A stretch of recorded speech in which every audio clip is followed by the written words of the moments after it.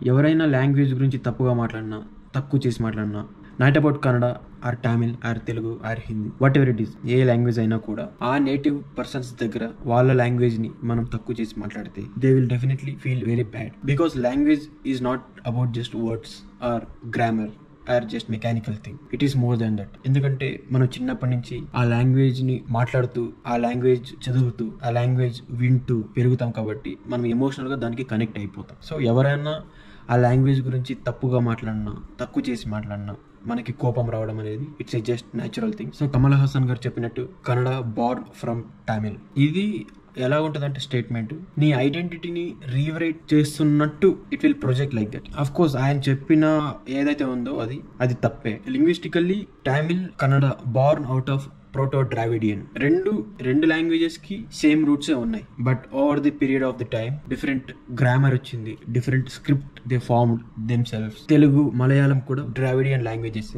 ఇవన్నీ ఒక్క తల్లి కడుపునే పుట్టినట్టే. I mean from the proto Dravidian over the thousands of years ago వాళ్ళకంటూ ఒక ఐడెంటిటీగా ఫార్మ్ చేసుకుంటూ, ఐ మీన్ వాళ్ళకు ఒక కొత్త గ్రామర్ క్రియేట్ చేసుకోవడం ఆర్ కొత్త స్క్రిప్ట్స్ రాసుకోవడం, ఇలా చేస్తూ అన్ని సెపరేట్ గా డివైడ్ అయిపోయాయి. అండ్ కన్నడ లాంగ్వేజ్ కు 5th century నుండే ఇన్స్క్రిప్షన్స్ అనేవి ఉన్నాయి. It's grammar, it's inscriptions, it's scripts, everything is original. Kannada didn't came from Tamil. It has it own dignity, it has its own proud space. Tamil కి కన్నడ కూడా ఈక్వలే. తమిళ్ ఎంత గొప్పదో కన్నడ లాంగ్వేజ్ కూడా అంతే గొప్పది. అఫ్ కోర్స్ తమిళ్ ఎంత గొప్పదో ఎవ్రీ లాంగ్వేజ్ అంతే గొప్పది. తెలుగు కానీ, తమిళ్ కానీ, మలయాళం కానీ, కన్నడ కానీ, వాట్ ఎవర్ లాంగ్వేజ్, గుజరాతీ కానీ, మన ఐడెంటిటీని క్వశ్చన్ చేసినప్పుడు definitely we will feel bad. We try to fight back. We will feel that we have to protect what we love.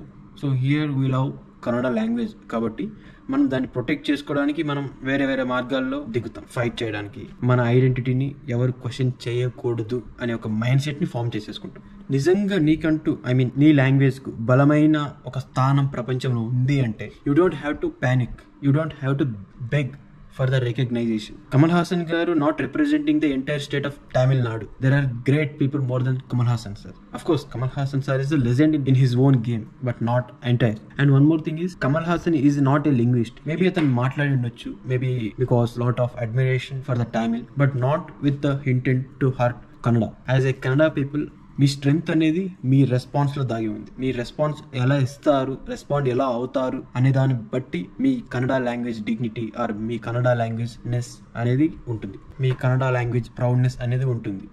You don't have to demand respect. ఆయన కమల్ హాసన్ గారు చెప్పిన ఆ ఒక్క statement మొత్తం మీ కన్నడ హిస్టరీ నేమ్ చెరిపేది కదా. Of course he's in a big position, but still నీ లాంగ్వేజ్ కంటే గొప్ప పొజిషన్ ఏం కాదు కదా.